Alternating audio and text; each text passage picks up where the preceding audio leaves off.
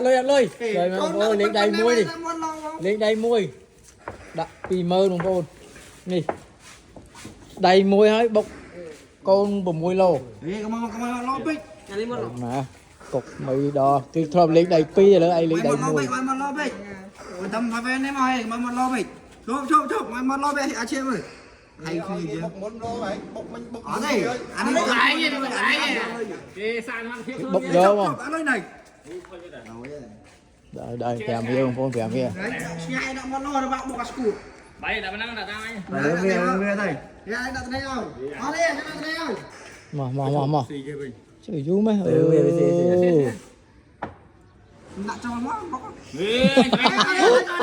trời ạ Chẳng biết câu sò ra này. thơ si không trời nó đầy môi thế ở đâu đầy cắn này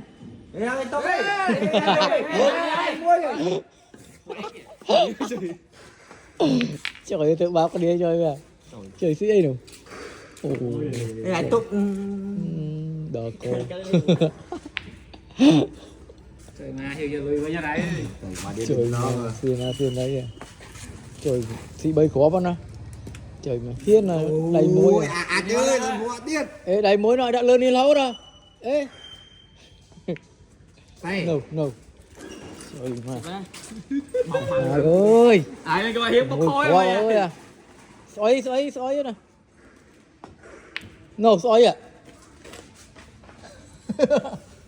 thì gặp ơi À